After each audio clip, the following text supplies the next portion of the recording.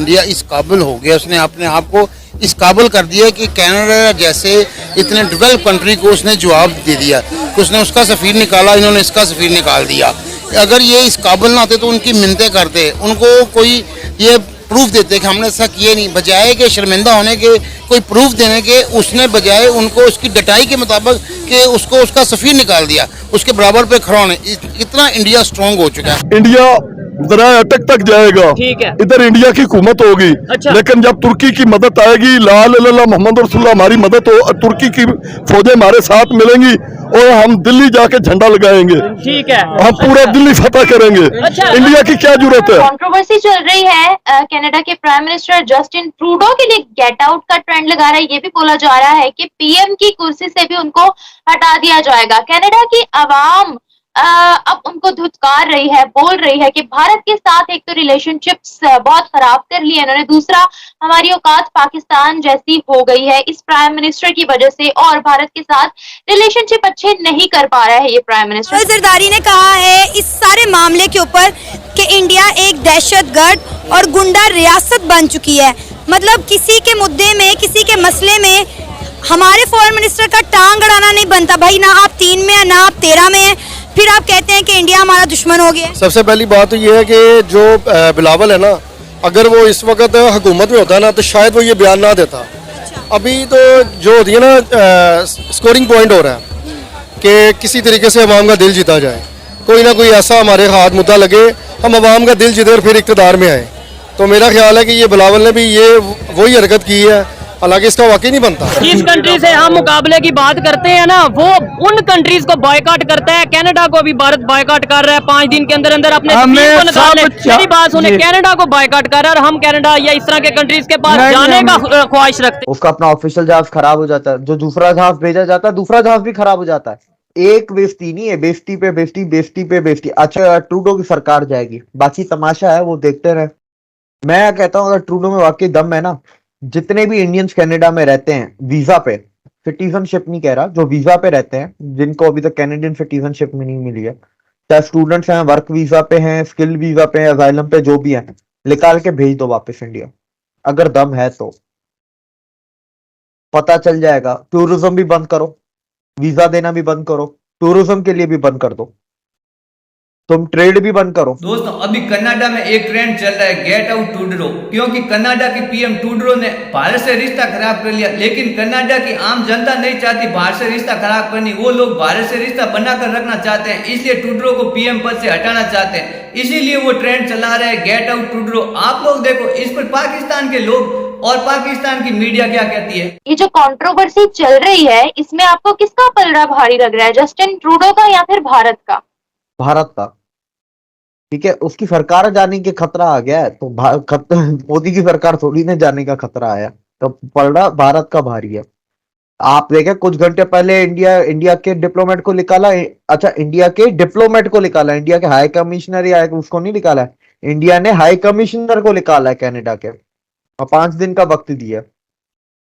मैं कहता हूं अगर ट्रूडो में वाकई दम है ना, जितने भी इंडियंस कनाडा में रहते हैं वीजा पे, सिटीजनशिप नहीं कह रहा, जो वीजा पे रहते हैं, जिनको अभी तक कैनेडियन सिटीजनशिप में नहीं मिली है, चाहे स्टूडेंट्स हैं, वर्क वीजा पे हैं, स्किल वीजा पे हैं, असाइलम पे, जो भी हैं, निकाल के भेज दो वापस इंडिया। अगर दम है तो पता चल जाएगा। टूरिज्म भी बंद करो, वीजा देना भी बंद करो, टूरिज्म के लिए भी बंद कर दो, तुम ट्रेड भी बंद करो। मजा तो तब आएगा ना। कनाडा को भी इंडियंस ही चलाते हैं। आप कनाडा की पार्लियामेंट को देखें, आप कनाडा के कुछ बड़े ओहदे ऐसे हैं जो इंडियंस के पास हैं। आप इससे अंदाजा लगाएं कि कनाडा में ऑफिशियल लैंग्वेजेस में पंजाबी इंक्लूडेड है।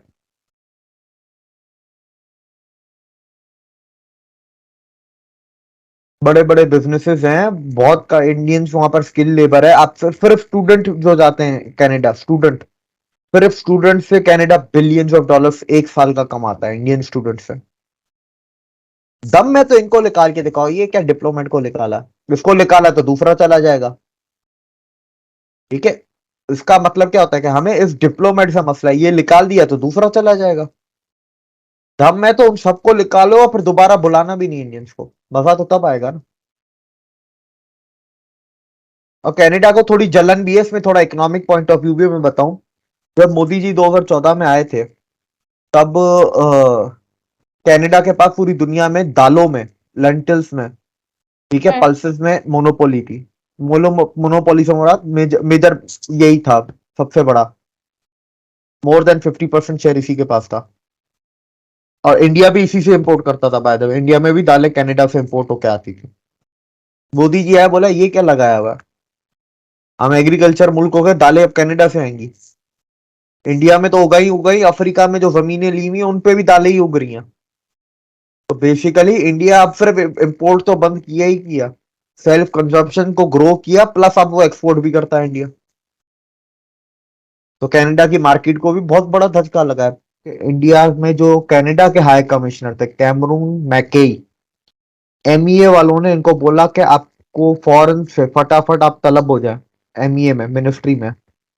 ये 10:26 पे एएनआई की वीडियो है ट्विटर पे कि ये पहुंचते हैं एमईए, और 10:30 पे इनका निकलने का है, सिर्फ 4 मिनट। और कैमरून मैकेई को बोल दिया गया है कि आप इंडिया छोड़ के चले जाएं, आपके पास 5 दिन है। तो इंडिया ने भी कनाडा का हाई कमिश्नर निकाल दिया। वो पुराना भारत नहीं है जो दब जाएगा, ये नया इंडिया है, ठीक है। आपको इज्जत वो नहीं दी गई, आपको वो प्रोटोकॉल नहीं दिया गया G20 में। आप G20 का बदला बातें निकाल रहे हैं। आप वापस आते हैं, आप पहले FTA कैंसिल करते हैं और FTA कैंसिल के 2 दिन बाद आप ये कर देते हैं, ठीक है। Plus Canadians are not happy with Trudeau, original Canadians, ठीक है, they are not happy with Trudeau. मैं तो ये रखता हूँ कि देखें आप कि इंडिया इस काबिल हो गया, उसने अपने आप को इस काबिल कर दिया कि कनाडा जैसे इतने डेवलप कंट्री को उसने जवाब दे दिया कि उसने उसका सफ़ीर निकाला, इन्होंने इसका सफ़ीर निकाल दिया।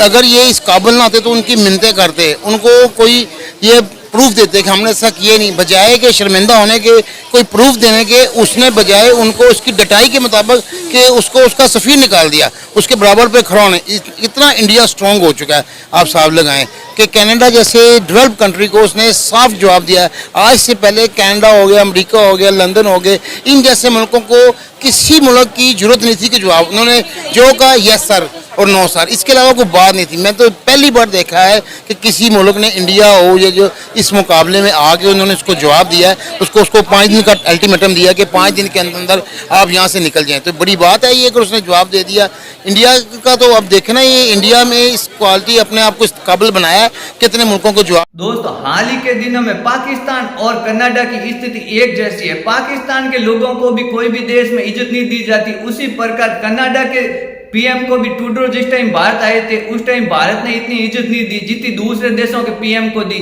तो कहीं ना कहीं अब कनाडा के लोग भी समझ गए, क्योंकि कनाडा के पीएम ने भारत से रिश्ते बिगाड़े। तो कनाडा के लोग नहीं चाहते कि भारत से रिश्ता बिगाड़े, वो लोग भी चाहते हैं भारत से रिश्ता सुधारे ट्रूडो।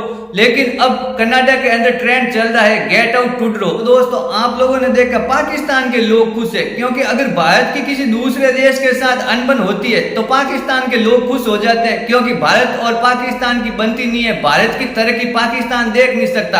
आज पाकिस्तान भीख मांग रहा है, आटा खाने के लिए नहीं है, और भारत आज चांद पर चला गया।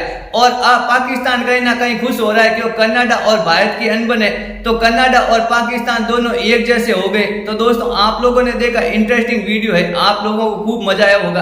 अगर वीडियो अच्छी लगी हो तो मेरे चैनल को लाइक करना, शेयर करना और सब्सक्राइब करना। मैं मिलता हूं ऐसी एक इंटरेस्टिंग वीडियो में।